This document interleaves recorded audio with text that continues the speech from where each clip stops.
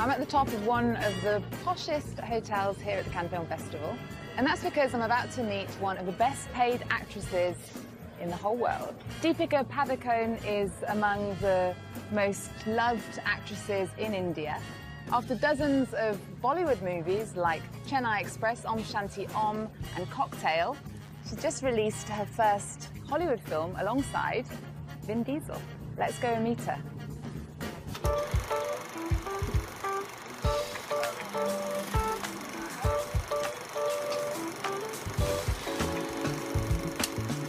Hello, Deepika. Hi.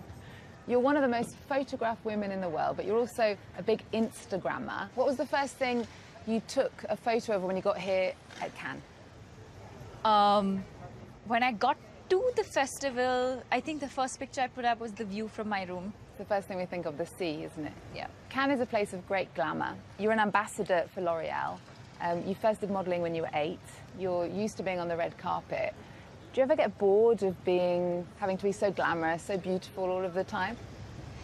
I don't get bored because I think I balance it out. In my private life, you'll never see me with makeup on. In fact, even after all these years, I still do not know how to do my own makeup. Do not tell people from L'Oreal that. I think it's fun to dress up and to have designers make some amazing clothes and to be able to get, have amazing hair and makeup people do what they do. That's one part of my life. And then, there's the girl in me that just wants to be at home and, just be in pajamas or just be in a big dirty t-shirt and not worry about the way I look, And Cannes is 70 this year. What do you think you'll be doing when you're 70? Oh, when I'm 70, hopefully have a little home somewhere like with this kind of view, with lots of grandchildren and children and grandchildren and just a good life, a peaceful life. Whatever it is you're looking for, you're gonna come up short. Does this mean you're not making me breakfast in the morning? We're willing to die to keep the world safe. How about you? I live for this. I guess we're on the same team now. Your first Hollywood movie came out this year. Yeah. XXX Return of Xander Cage with Vin Diesel. I've seen you giving interviews about him. You seem to be a little bit in love with him. Excuse me, he's in love with me. Okay, let's set the record straight.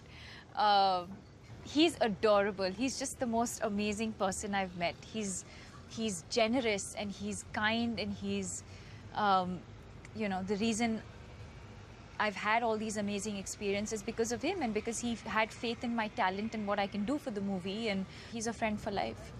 You've been in some of Bollywood's most successful films. For the kung fu comedy Chandi Chowk to China, you learnt jiu-jitsu. What's the most extreme thing you've done for a role? Ooh. Well, for XXX, I had to learn how to shoot guns, real guns. Wow.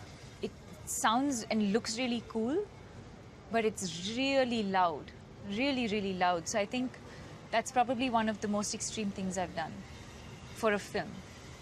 And in 2011, you appeared in the title song of the film, Dum Maro Dum.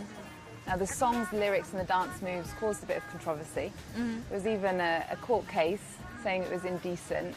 And often we hear that Bollywood films in India aren't helping the equality between the sexes, and senior officials blame the way women dress and their behaviour on the fact that there is violence against women in India. Is that changing now?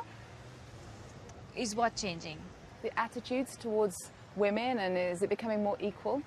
I think it's the same everywhere in the world where women are fighting for equal rights, and I think equality and diversity, I think these are the two things that everyone's talking about, and it's important that we talk about these things because it needs to be spoken about. My body, my mind, my choice. To wear the clothes I like even as my spirit roams naked. My choice. To be a size 0 or a size 15. They don't have a size for my spirit. You've been outspoken about feminism in the past. You appeared in the online video, My Body, My Mind, My Choice. You're often cited as one of the highest paid actresses in the world. You're a role model for many. What advice would you give to young women out there watching? I'd say follow your heart, because that's what I've done. I think I've been very lucky to have parents who've encouraged me to do what I want to do. I come from a sports family, and I think what people would have expected me to do was to follow my father's footsteps and to be an athlete, but I chose a completely different path and direction. And they encouraged me to do that, because if you want to enjoy what you do and you want to be successful, you have to enjoy it. So I'd say to young girls to not be afraid. I think it's important to take risks. I think it's important to make mistakes and to fail sometimes. And most importantly, I think follow your heart. You played the girlfriend of a depressed man in the film Karthik Calling Karthik, and off camera you founded the Live, Love, Laugh Foundation. Yeah. You've spoken about your own experiences of depression. Why did you want to talk about that? Because there's so much stigma attached to it. And I felt like if I've been through an experience and by talking about it, I can maybe help people. So that's what I did. I want to, work towards destigmatizing mental illness and liberate people and allow them to feel like they're no different from anyone else, and that it's curable, it's preventable, in fact. And on Instagram and Twitter, you've got something like 18 million followers on both of them, which is absolutely amazing. Some of them have sent me questions for you. Okay. So the very quick questions. Aditi Aravan says, if you could do a biopic, who would you like to play? I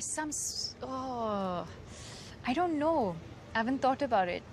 A sports biopic, maybe. Okay. But too many people are doing that. Zozo Lalit says, what's your next Hollywood project? Right now I'm just focusing on Padmavati. Maria says, if you could showcase one of your movies at the festival, which one would it be? Piku. Why? Because it's a beautiful story about a father and daughter. It's so relevant, it's so relatable, but it was also told in such a fun, comical manner. It was just a genius of a movie, which I wish I could bring to a festival like this. And Shampa Chatterjee says, please can you say something for Craisins, Yeah. which apparently what your fans are called. Yeah. Can you That say? I love them. I love them. I am what I am because of them. Your father was a professional badminton player. You also played to a very high level. I've brought some badminton rackets with me. I just wondered if you could maybe give me some tips very quickly. Oh, God. Can you still play? Yeah, very well. Oh, my God. Okay.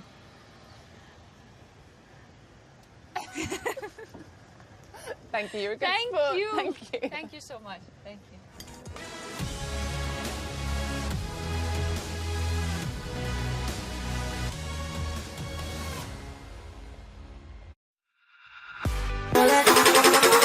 You know I love them all.